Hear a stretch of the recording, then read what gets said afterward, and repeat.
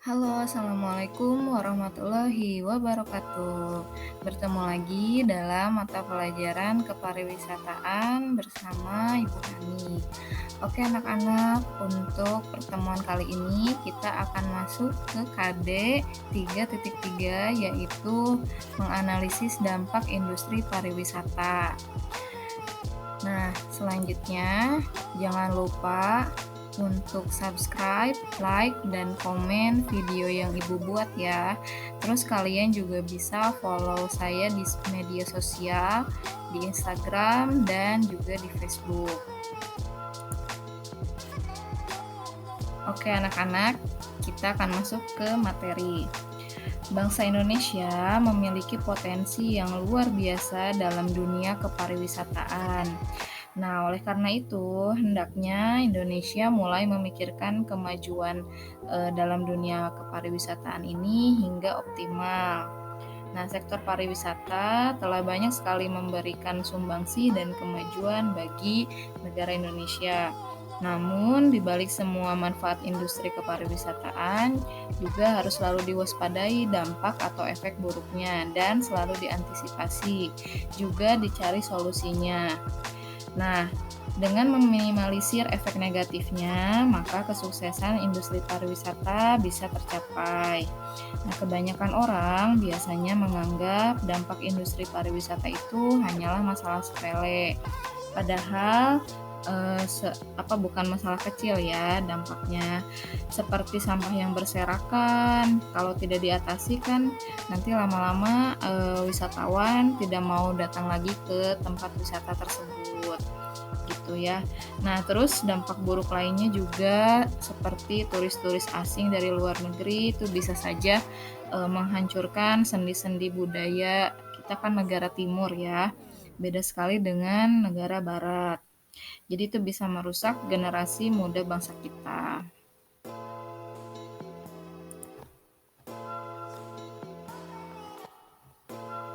Nah, lalu ada manfaat dari industri pariwisata. Nah, kenapa sih kita harus mempelajari dampak dari industri pariwisata ini? Saya tekankan lagi, kalian adalah bagian dari kepariwisataan karena kalian sudah mengambil jurusan Tata Boga, yang notabene jurusan Tata Boga adalah kelompok keahlian pariwisata. Jadi kalian juga harus mempelajari mengenai berbagai manfaat dari industri pariwisata, entah itu dari segi ekonomi, sosial budaya, dan lingkungan hidup. Gitu ya. Nah, pada hakikatnya sektor pariwisata itu mempunyai banyak manfaat bagi masyarakat, bahkan bagi negara ya. Nah, manfaat pariwisata ini bisa dilihat dari berbagai aspek, dari segi ekonomi, sosial budaya, lingkungan hidup, dan lain-lain. Itu ya. Nah, yang pertama itu manfaatnya adalah mendapatkan devisa ya. Jadi setiap turis yang masuk itu kan otomatis mereka menukar uangnya dengan rupiah. Nah, dari situlah devisa negara itu didapat. Lalu dibangunnya fasilitas dan infrastruktur yang lebih baik, karena ini bertujuan untuk mencari kenyamanan para wisatawan, yang juga secara langsung dan tidak langsung bisa digunakan oleh penduduk lokal, gitu ya. Contohnya mungkin dulu akses ke Jalan Sarangan itu tidak sebaik sekarang, tetapi karena sekarang itu Telaga Sarangan menjadi ikon dari Magetan, yang orang-orang setiap weekend itu pasti pergi ke sana. Nah, maka pemerintah itu membangun jalan yang lebih bagus, gitu kan. Selain memudahkan wisatawan, juga bermanfaat bagi penduduk lokal yang ada di sana, gitu ya. Nah, lalu yang ketiga, mendorong wirausaha. Nah, ini contohnya seperti pedagang kerajinan. Terus kalau kita lihat di Sarangan ada pedagang kerajinan, ada penjual kaos, penjual makanan, sate kelinci, gitu kan. Nah, kalau dulu mungkin saat, Telaga Sarangan belum banyak dikenal, mungkin yang jualan ya belum sebanyak sekarang. Tapi karena sekarang makin dikenal, makanya yang berjualan juga semakin banyak. Terus dibangun juga penginapan-penginapan, karena ternyata banyak wisatawan dari luar kota atau dalam kota yang ingin, menikmati suasana malam di Sarangan, misalkan gitu ya. Terus kalau kalian pergi ke pantai, mungkin kalian banyak melihat di sana ada yang jual es kelapa muda, ada yang bikin henna, ada yang mengepang rambut seperti di Bali ya. Terus ada yang menyewakan papan selancar, menyewakan perahu, gitu ya. Nah, terus meningkatkan pendapatan masyarakat ya. Karena jika suatu daerah wisata itu dia sudah maju, maka pendapatan masyarakat sekitarnya juga ikut bertambah gitu ya. Nah, kalau misalkan ya, ketika tahun baru wisata di Telaga Sarangan itu makin ramai, makin penuh, otomatis yang punya villa, yang punya penginapan, itu kan jadi semakin banyak ya, jadi semakin penuh gitu loh. Makanya bisa meningkatkan pendapatan masyarakat. Nah, dengan wisatawan yang menginap itu, tempat-tempat makan di sekitar penginapan itu juga ikut ramai, gitu ya. Nah, lalu yang kelima, keuntungan ekonomi bagi hotel dan usaha makan. Ya, ini kan, ketika kita berwisata, pasti ada beberapa atau mungkin banyak ya yang bersama dengan keluarganya yang memerlukan kamar yang lebih banyak, yang lebih besar, juga tempat makan gitu ya. Jadi ini sangat menguntungkan sekali. Lalu yang keenam adalah membuka, lapangan pekerjaan. Ini khususnya bagi penduduk lokal ya. Nah, makanya ada beberapa kawasan industri yang dia hanya merekrut penduduk lokal saja yang berdomisili di sana. Karena tujuannya untuk apa? Karena agar mengurangi pengangguran di daerah wisata tersebut gitu ya. Misalkan di wisata Pantai Kelayar Pacitan. Ada seorang investor membuka hotel gitu, tapi dia ingin bellboy-nya, resepsionisnya, housekeeping-nya, mungkin chef-nya itu berasal dari yang domisili di sekitar Pantai Kelayar atau Kota Pacitan gitu. Jadi ini membantu pemerintah juga untuk mengurangi pengangguran. Nah, selanjutnya ini dari segi peluang kerja. Mungkin tadi sedikit sudah dibahas oleh saya ya. Nah, jadi pariwisata juga menciptakan kesempatan kerja. Nah, sarana-sarana pariwisata seperti hotel, penginapan, lalu perjalanan, juga usaha makanan ya, yang disebut juga padat karya. Nah, adapun untuk setiap tempat tidur ya atau kamar hotel itu biasanya dibutuhkan 2 orang tenaga kerja sebagai housekeeping-nya atau mungkin sebagai servisnya gitu ya. Nah, banyak juga bangunan yang didirikan untuk hotel, penginapan, restoran. Nah, wisatawan juga memerlukan makan dan minum. Jadi hal tersebut secara tidak langsung menciptakan lapangan kerja di bidang pertanian. Jadi pariwisata dan pertanian juga berkaitan. Kenapa? Karena kan seperti hotel, catering, rumah makan, atau usaha-usaha makanan yang pinggir jalan itu, mereka kan pasti membutuhkan bahan makanan. Itu kan otomatis juga meningkatkan pendapatan pertanian di daerah sekitar tempat wisata tersebut, gitu ya. Nah, untuk tata boga, kalian bisa bekerja di hotel, terus kalian juga bisa menjadi waiters ya di sebuah hotel atau restoran, atau kalian juga bisa berwirausaha, bisa membuka ide makanan baru gitu di tempat wisata dekat rumah kalian yang belum ada. Itu kan di Geni Langit, terus di daerah Wonomulyo itu kan lagi hit sekarang. Nah, kalian cari peluang di daerah itu apa sih yang belum dijual. Nah, lalu kalian uji coba, terus kalian coba pasarkan. Terus kalau mungkin ada modalnya ya kalian bisa buka jongkok atau buka gerobak begitu ya.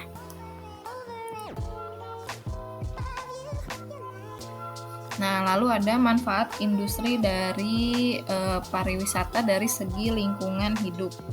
Nah, pariwisata juga mendatangkan manfaat ya bagi lingkungan hidup.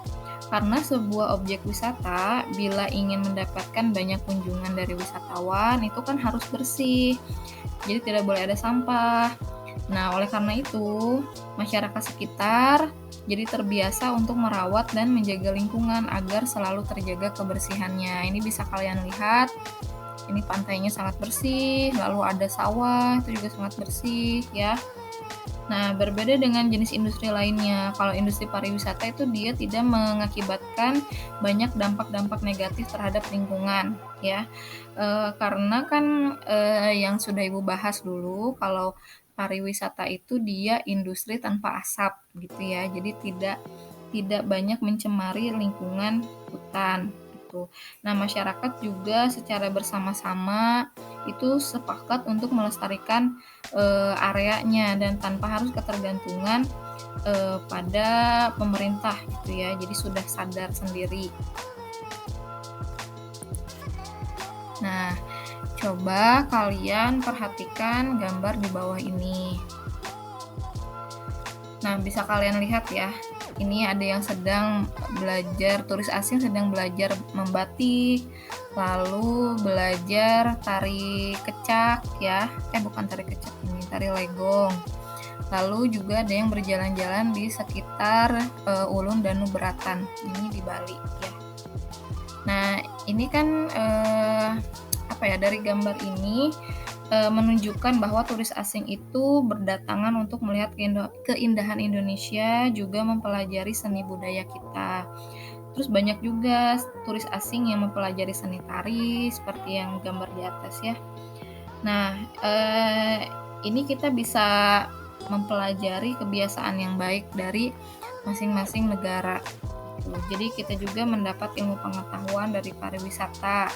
Karena dengan mempelajari pariwisata, kita juga bisa tahu di mana letak keunggulan sebuah objek wisata. Jadi mana sih yang lebih dominan disukai oleh turis daripada yang tidak disukai turis gitu ya.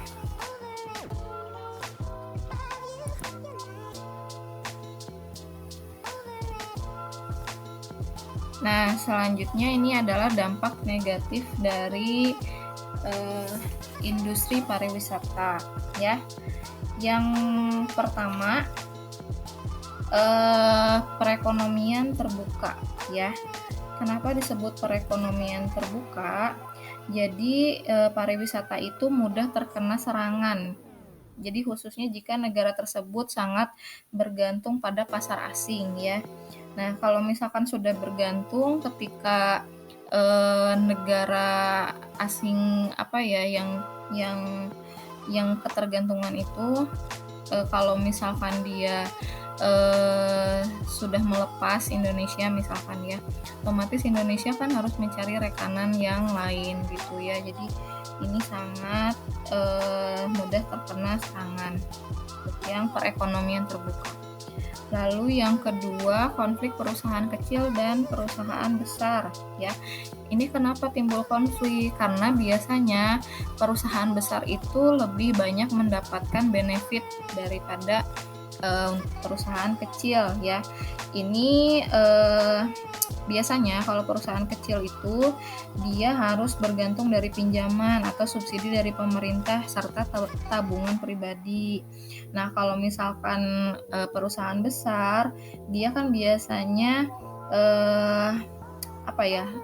sudah punya tekanan dengan pemerintah gitu. Jadi di sini menjadi konflik antara yang kecil dengan yang besar. Nah, lalu sifat pekerjaan dari pariwisata ini musiman. Jadi biasanya kalau industri pariwisata itu pekerjanya dia cenderung jika sedang ramai ya membuka lowongan kerjanya juga banyak. Tetapi seperti sekarang pandemi ya, itu banyak sekali pekerja pariwisata yang diputus kontrak, terus ada juga yang dipecat gitu ya.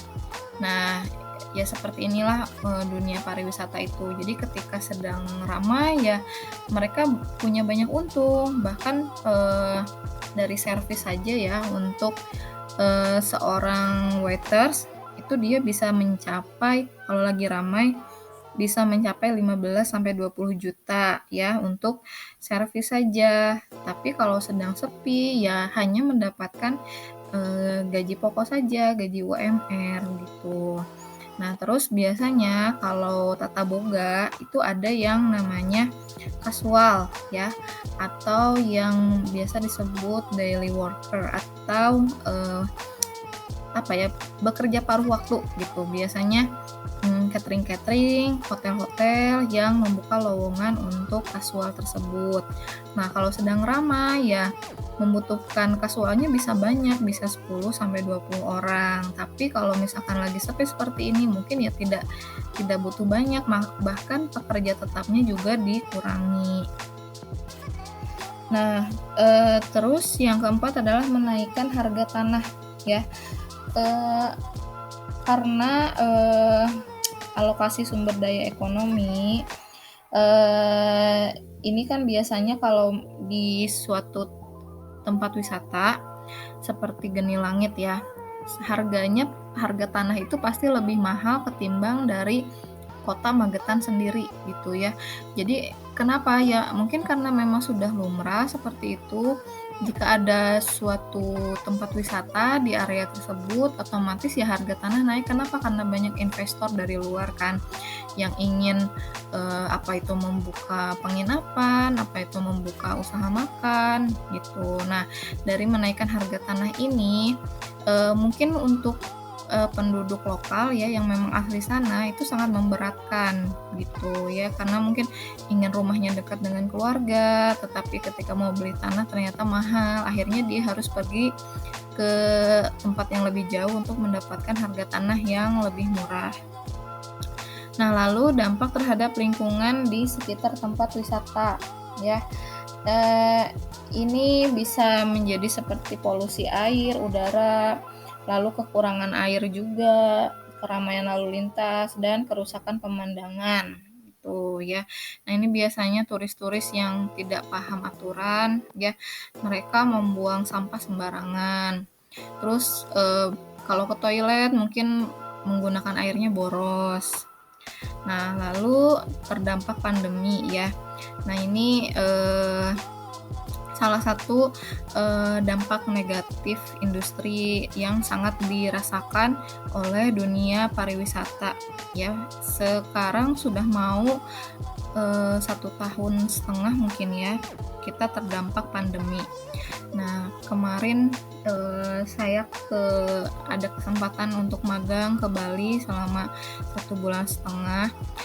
Di sana saya magang di daerah Kuta, yang biasanya daerah Kuta itu selalu ramai. Bahkan mobil pun untuk masuk ke area tersebut itu susah karena saking ramainya, saking padatnya oleh turis. Nah, tetapi ketika saya ke sana itu sangat kosong, banyak toko-toko ya di sekitar Pantai Kuta itu yang tutup gitu. Jadi sudah seperti kota mati di sana. Karena ya masyarakat sekitarnya itu menggantungkan kehidupannya dari dunia pariwisata gitu ya. Terus banyak juga hotel-hotel yang tutup karena tidak ada tamu sama sekali. Gitu ya, karena kan di Bali itu tidak ada industri apa ya, kalau di Jawa kan banyak seperti industri sektor seperti pabrik, terus industri-industri makanan, terus yang lainnya gitu, sehingga kan hotel bisa tetap buka. Tapi di sana itu ya sangat bergantung pada turis dari pariwisata gitu. Jadi ya semuanya tutup. Nah, lalu solusi dari dampak negatif industri pariwisata. Nah, Pada dasarnya pembangunan industri pariwisata itu terjadi di berbagai belahan dunia. Begitu juga di Indonesia. Nah, dampak terhadap berbagai aspek yang tadi kita sebutkan itu bukan hanya bersifat positif saja, tetapi ada yang negatif. Oleh karena itu, harus ada pemecahan solusi atau pemecahan masalah seputar dunia kepariwisataan tersebut. Nah, yang pertama adalah manajemen pengunjung. Kunjungan wisata yang berlebihan bisa menyebabkan situs sejarah, budaya, dan keagamaan itu mudah rusak.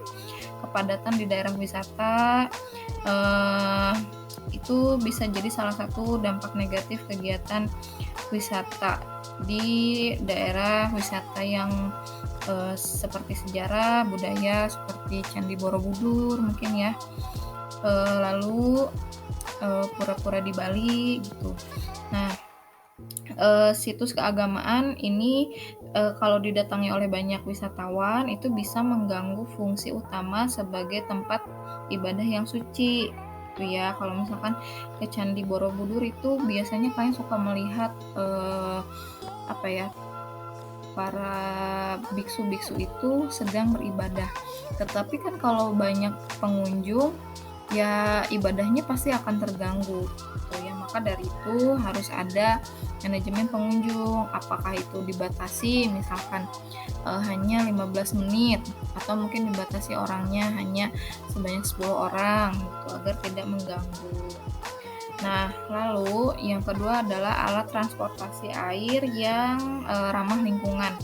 Kalau misalkan seperti water sport ya yang di pantai-pantai itu biasanya alat transportasinya masih kurang ramah air karena kan dia pakai bahan bakarnya bisa mencemari lingkungan di sekitar gitu. Jadi harus berpikir bagaimana apa ya, pemerintah itu menyediakan alat transportasi air yang lebih ramah lingkungan.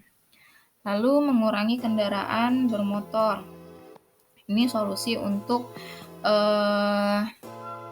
pencemaran udara gitu ya. Jadi kan semakin banyak turis yang datang itu biasanya kan motor, mobil juga semakin banyak ya, otomatis itu kan akan mencemari udara di sekitar tempat tersebut. Maka ada beberapa tempat wisata yang dia hanya membatasi mobil itu hanya sampai gerbang misalkan. Nah, dari gerbang menuju ke tempat wisatanya itu disediakan kendaraan seperti mungkin bis mini gitu ya, atau mungkin seperti angkutan-angkutan yang khusus disediakan di tempat wisata tersebut. Nah, lalu ada paket perjalanan ramah lingkungan ya. Nah, ini untuk mengatasi rusaknya pantai dan sekitar pulau. Nah, jadi untuk yang ramah air ini contohnya seperti melepaskan penyu, misalkan ya, penyu yang kecil-kecil itu. Lalu bisa juga dengan menanam bakau misalkan ya di sekitar daerah pantai. Atau mungkin menanam stroberi misalkan gitu, atau menanam pohon itu kan bisa. Lalu ada program reboisasi, jadi ini untuk mengatasi rusaknya wilayah pegunungan. Lalu pengembangan taman nasional dan cagar alam ini agar vegetasi di sekitar kawasan wisata dan kehidupan satwa liar itu tidak terganggu. Lalu penataan wilayah kota atau desa, jadi agar tidak menyebabkan tekanan terhadap lahan, juga tidak merubah fungsi lahan tempat tinggal menjadi lahan komersial yang bisa mengakibatkan kemacetan, polusi udara, dan polusi estetika. Gitu. Oke, anak-anak, materinya sudah selesai. Apabila ada yang mau ditanyakan, bisa komen di kolom komentar ya. Semoga kalian paham dengan materi yang Ibu sampaikan. Jangan lupa untuk mencatat poin-poin penting dari materi yang saya berikan hari ini. Lalu saya minta juga untuk jangan lupa keluar itu memakai masker dan tetap jaga protokol kesehatan gitu ya. Terima kasih. Wassalamualaikum warahmatullahi wabarakatuh. Jangan lupa subscribe, like, dan komen. Terus kalian juga bisa follow media sosial saya di Instagram dan di Facebook. Wassalamualaikum warahmatullahi wabarakatuh.